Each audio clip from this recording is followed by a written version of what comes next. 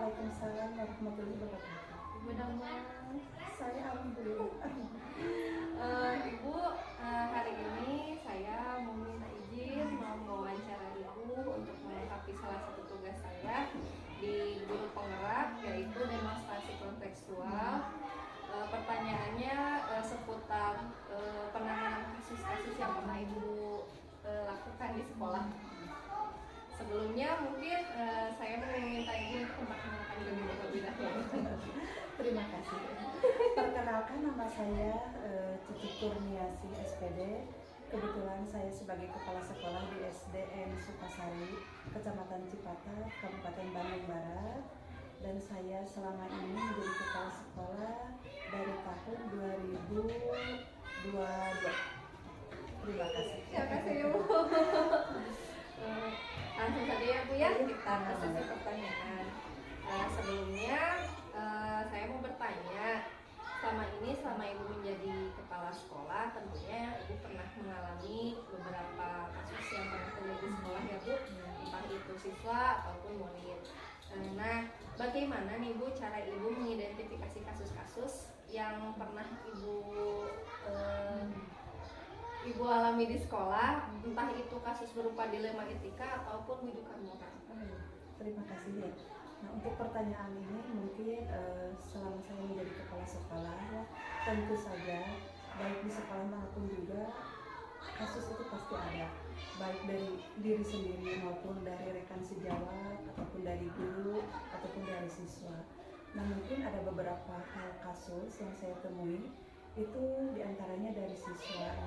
Nah, dari siswa juga di sini mungkin bisa dikelompokkan juga kasus itu termasuk pada dilema etika atau rujukan moral, dan ada juga mungkin kasus itu timbul dari guru juga ada, baik itu termasuk kasus dilema etika ataupun kasus rujukan moral. Nah, untuk menangani kasus seperti ini tentu saja kita harus mengidentifikasi apakah kasus ini termasuk kepada dilema etika atau rujukan moral. Nah, di sini saya harus menyikapi, harus betul-betul, dan kasus ini harus betul-betul kita tangani secepatnya. Jangan sampai kasus ini ditelantarkan atau misalnya di 2 hari kan atau di 3 hari kan, tapi kasus ini harus cepat-cepat kita atasi.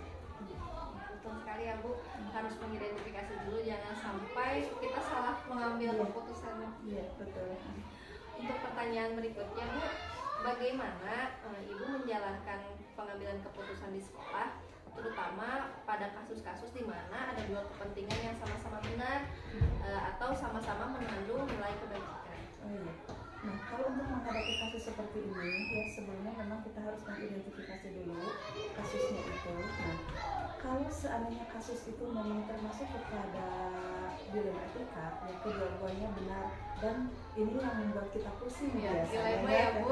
Ya, dibandingkan dengan rujukan moral itu lebih mudah mengambil keputusannya.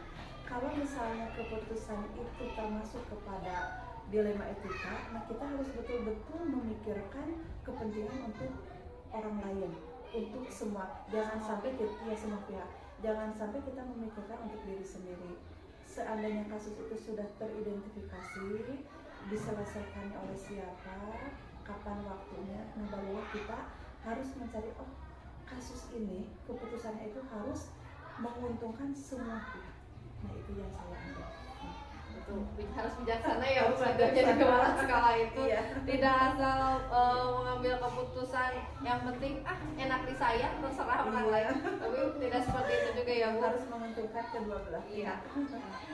Untuk pertanyaan berikutnya Bu, langkah-langkah apa nih Bu yang biasa Ibu lakukan selama ini kalau misalkan dalam menyelesaikan suatu masalah di sekolah? Kalau di dalam menyelesaikan sebuah masalah di sekolah, terutama apabila kita menemui kasus baik terhadap siswa atau guru atau kita sendiri, biasanya kita harus pertama mengidentifikasi dulu kasus itu ya. Kasus itu seperti apa, diidentifikasi dulu. Kalau sudah teridentifikasi kasusnya, barulah kita menguji. Kan di dalam pengambilan keputusan itu kan ada beberapa paradigma ya. Kita uji legal dulu ya. Nah, kasusnya itu seperti apa ya. Nah, setelah kita mengidentifikasi, setelah kita menguji, Nah nanti di akhir itu harus seperti apa kita mengambil keputusan itu.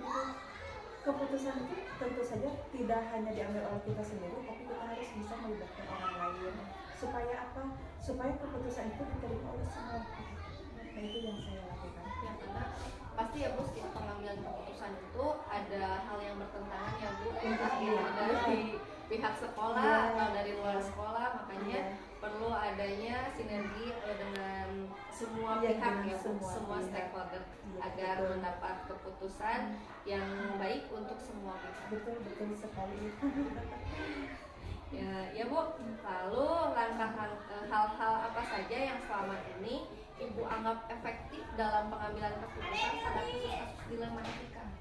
Kalau pada kasus dilema etika yang menurut saya hal yang sangat efektif ya kan, kalau dilema etika itu antara benar dengan benar, tetapi dengan benar itu di sana ada pertentangan ya, mana yang kita ambil. Nah tadi sudah saya kemukakan ya, walaupun ini keputusan ini benar, tapi kita ambil yang terbaik untuk kita semua ya, untuk semua pihak.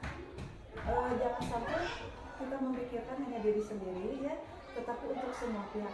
Nah tadi sudah disebutkan hal-hal yang sangat efektif. Yang pertama, identifikasi dulu. Yang kedua, ambil keputusan itu dengan seluruh personil, melibatkan orang lain, dan ambillah keputusan untuk mengumpulkan semua pihak. Ya Bu, betul.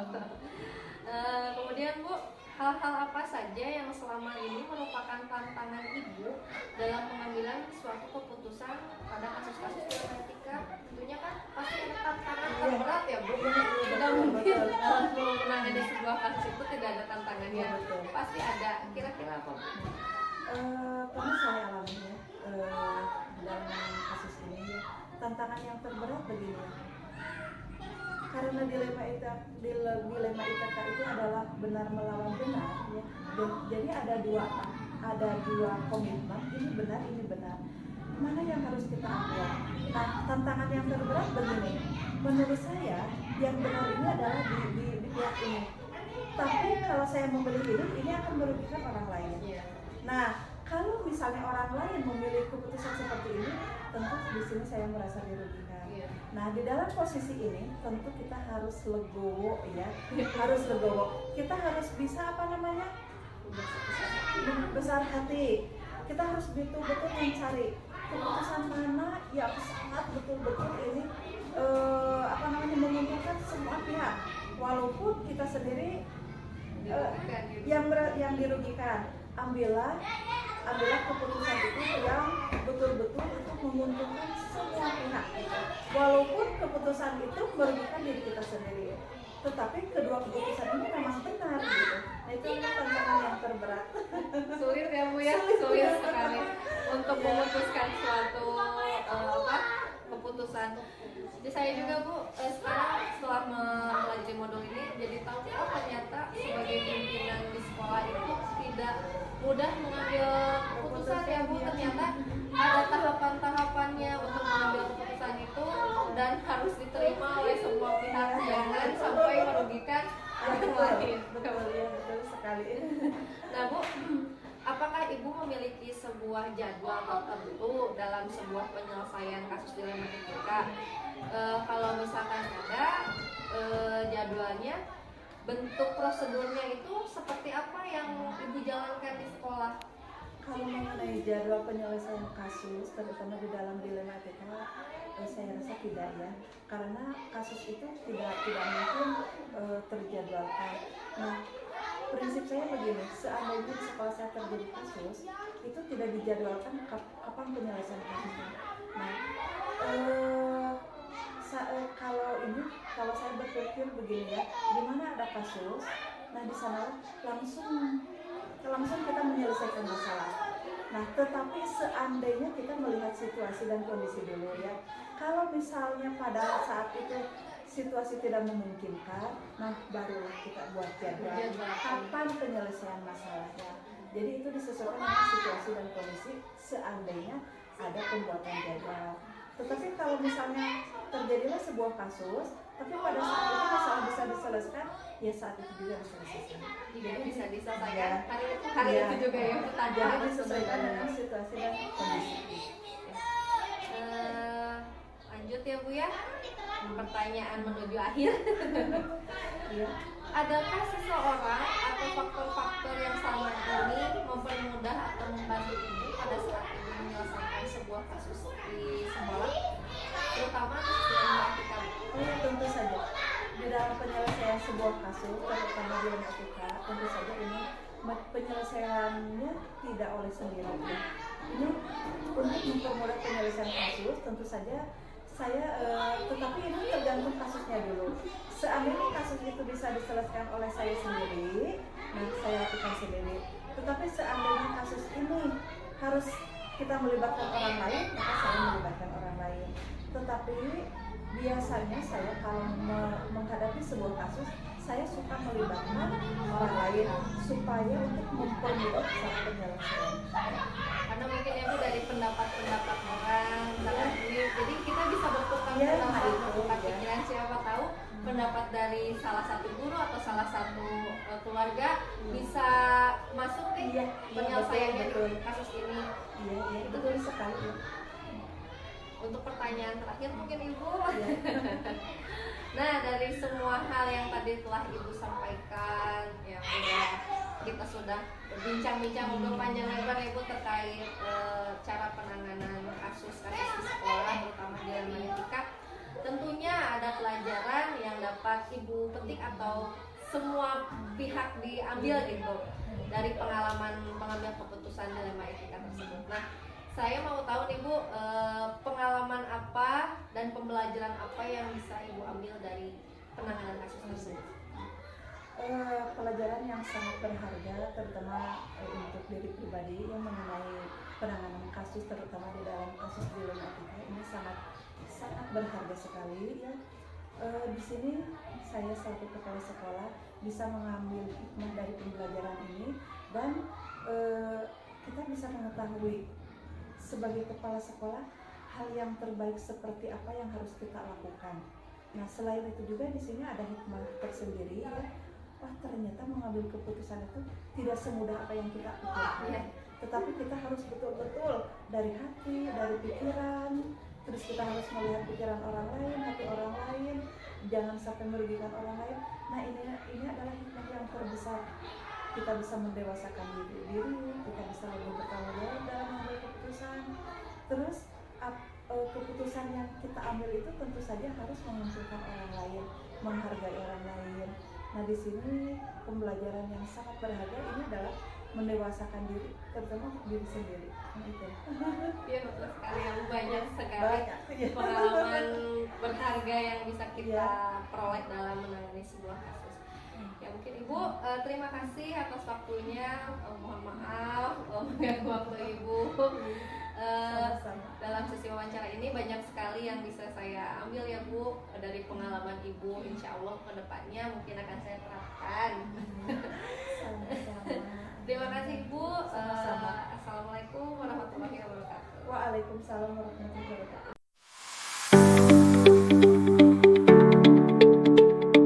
Assalamualaikum warahmatullahi wabarakatuh. Waalaikumsalam warahmatullahi wabarakatuh. Damang nih. Alhamdulillah sehat. Bapak bagaimana? Alhamdulillah semoga sehat selalu. Bapak, di sini saya izin mau mewawancara Bapak.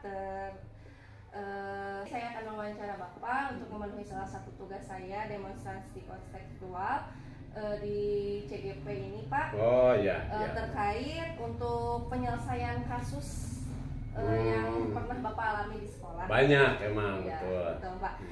Pertama-tama mungkin saya izin untuk Bapak memperkenalkan diri terlebih dahulu. Baik. Sebenarnya udah adik dikenal ya. Assalamualaikum warahmatullahi wabarakatuh. Saya Kepala SDN Cipta Harja, Endang Sukanda.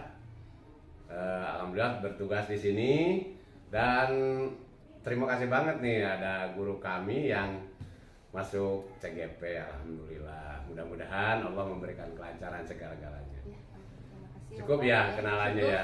Cukup ya. Oke Pak, kita langsung aja ya untuk pertanyaan awal nih Pak. Ya, kita bismillah ya. Ya, bismillah. Kan Bapak selama ini menjadi kepala sekolah tentu sudah lama ya Pak. Pasti Alhamdulillah. Bapak menemukan beberapa kasus di sekolah. Iya. Nah, di sini saya mau bertanya, bagaimana nih Bapak mengidentifikasi kasus-kasus yang ada di sekolah yang berupa dilema etika atau bujukan moral? Kalau menangani kasus, alhamdulillah banyak memang kasus-kasus baik guru maupun peserta didik. Tapi yang menjadi sorotan utama tentu saja peserta didik ya. Di samping memang guru pun itu juga sangat penting. Misalnya nih, ada beberapa peserta didik kami yang kurang lebih jumlahnya 300 lebih ini, tentu banyak hal, apalagi mereka berdatangan dari berbagai pelosok di sini, dari berbagai kampung, bahkan nun jauh di sana sampai sekolah ke sini, alhamdulillah. Nah, penanganannya itu memang sesuai hasil laporan dari guru-guru. Nah, identifikasi guru melaporkan ke saya, ya alhamdulillah saya langsung bisa melihat ke rumahnya, ke peserta didik. Ya, home visit itu melaksanakan tugas home visit dengan gurunya juga. Nah, kemudian dengan membicarakannya, kemudian membawa ke forum ke sekolah, di rapat dinas, dibahas bersama dengan guru-guru lain gitu. Oke Pak. Ya. Untuk pertanyaan selanjutnya, bagaimana Bapak menjalankan pengambilan keputusan di sekolah, terutama untuk kasus-kasus yang dimana ada dua kepentingan nih Pak. Jadi yang dilema etika itu yang sama-sama mengandung benar. Ya. Bagaimana Bapak mengambil keputusannya Pak? Mengandung benar gitu ya. Ya misalnya anak yang selalu kesiangan atau guru juga yang selalu kesiangan sama itu ya. Ya saya tidak langsung memberikan kesimpulan atau kebijakan gitu ya, tapi ditelusur dulu apa menjadi akar permasalahannya gitu. Setelah mau diketahui akar permasalahannya, baru dengan dibicarakan. Setelah dibicarakan ternyata memang kalau masih tidak bisa terselesaikan, ya kalau peserta didik ya dipanggil orang tuanya. Kalau guru ya juga sama, secara pribadi ditanya, ngobrol bareng lah. Kalau bahasa di Ciptaannya ngopi bareng gitu kan. Biar enak. Ya. Oke Pak, langkah-langkah seperti apa yang Bapak lakukan selama ini dalam menangani kasus? Langkah yang seperti tadi udah diungkap dari awal sebenarnya. Lebih detail lagi. Yang pertama dilihat dulu sepenting apa atau setinggi apa permasalahannya. Nah kemudian kalau peserta didik ya sambil tadi home visit dulu, datang ngobrol dengan orang tuanya. Pertama memang awal-awal dipanggil siswanya ada apa permasalahannya, kemudian tercatat, dibawa juga ke orang tuanya, disesuaikan disambungkan gitu ya, disambungkan dengan takutnya di rumah berbeda bener. Misalnya seperti uang jajannya. Ya katanya nggak punya uang jajan, ternyata oleh orang tuanya dikasih, dan apa masalahnya gitu kan. Nah setelah dibicarakan dengan orang tuanya, disambungkan segala halnya, ya baru diangkat dibicarakan lagi dengan wali kelas bagaimana cara penanganannya.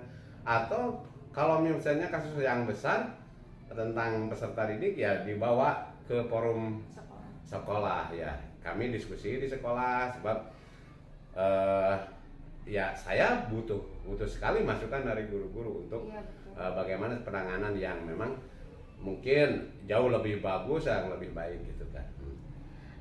Pak, kira-kira hal-hal apa saja nih yang selama ini Bapak anggap keputusan ini tuh lebih efektif pada saat mengambil keputusan? Mungkin ada beberapa catatan Bapak kalau misalkan ada suatu masalah, saya harus seperti ini. Ya. Eh, yang pertama mungkin referensi ya dari beberapa buku gitu ya. Betul. Walaupun memang pada dasarnya itu hanya referensi, tapi yang jelas apa kenyataan di lapangan gitu yang Real ya, Pak. yang real Iya, gitu kadang kan.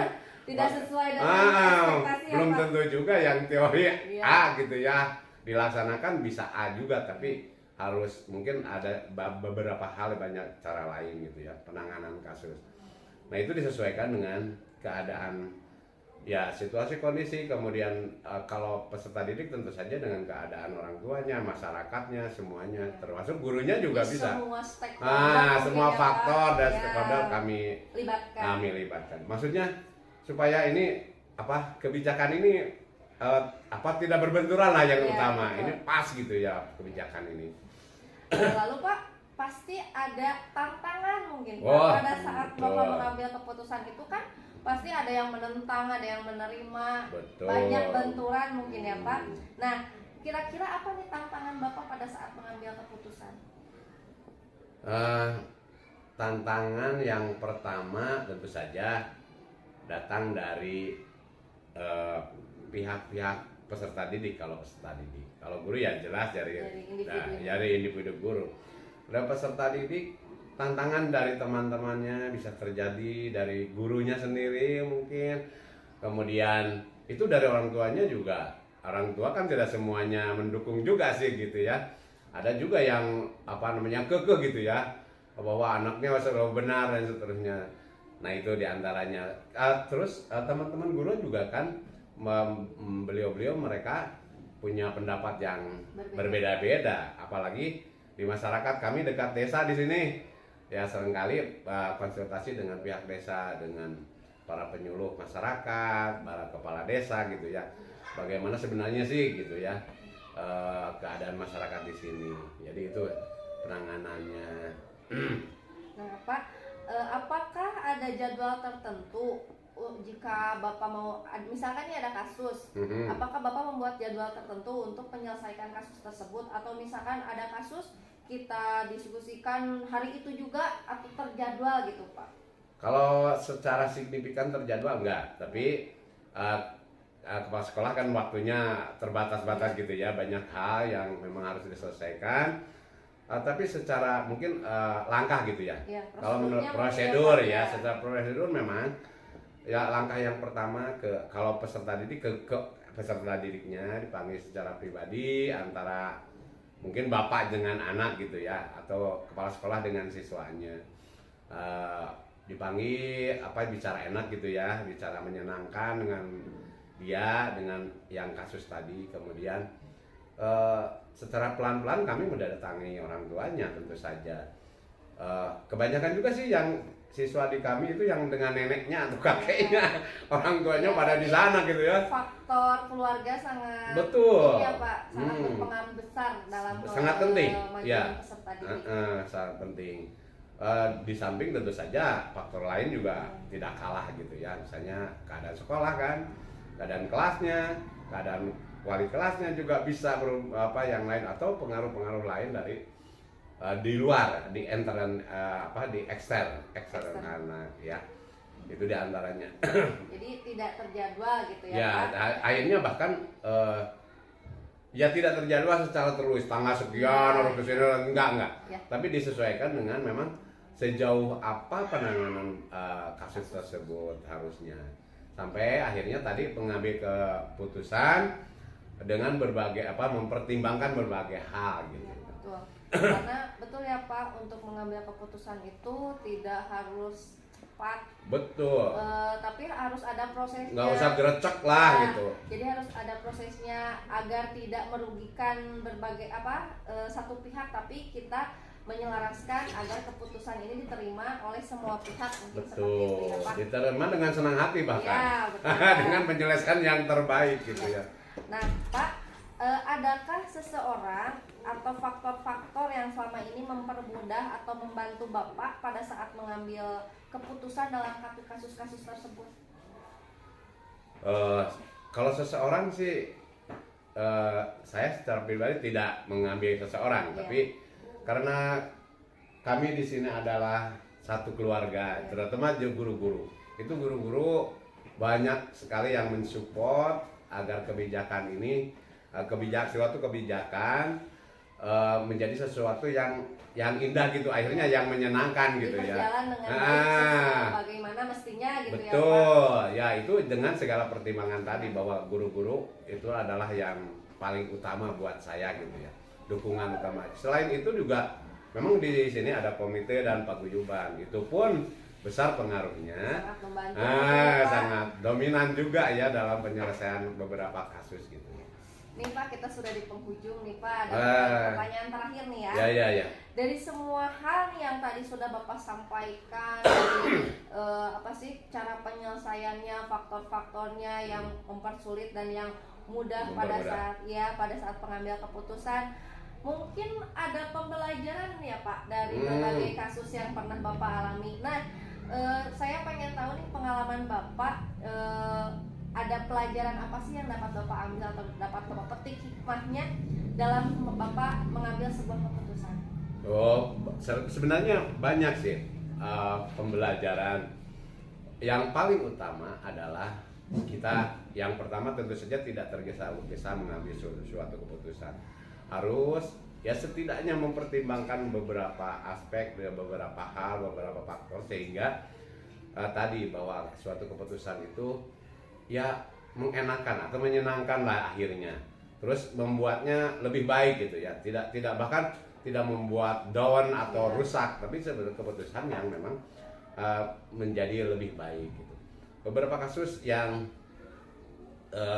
kami tangani di sini bersama guru-guru atau saya tangani dengan guru-guru, alhamdulillah berbuah cukup baik juga ya. Penanganan yang ternyata ada seorang anak nih dari Cibarengkok ya kalau nggak salah.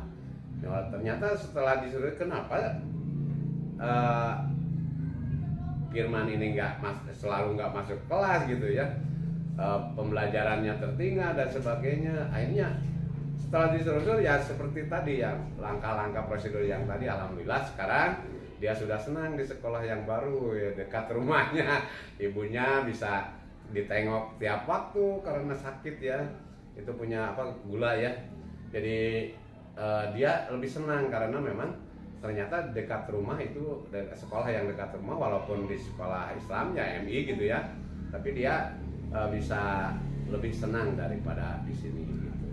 Berarti pembelajaran yang Bapak ambil itu tidak boleh tergesa-gesa dalam. Betul, yang utama itu apapun itu ya, dalam semua semua hal. Memang situasi kondisi yang mengharuskan, misalnya anak celaka, masa kita harus pertimbangkan itu ya, anak jatuh udah di sekolah dan semua itu ya harus mengambil keputusan yang cepat gitu, penanganan. Terima kasih Bapak sudah menyempatkan waktunya untuk saya dapat wawancara Bapak, berbincang-bincang hangat terkait pengambilan keputusan di sekolah. Mungkin saya cukupkan sekian untuk sesi wawancara ini. Assalamualaikum warahmatullahi wabarakatuh. Waalaikumsalam warahmatullahi. Mudah-mudahan semua apa yang telah diambil keputusan baik oleh kepala sekolah maupun guru-guru dengan dasar musyawarah, dengan dasar dibicarakan dulu, mudah-mudahan menjadi hal yang terbaik untuk peserta didik dan para guru. Terima kasih. Assalamualaikum warahmatullahi wabarakatuh.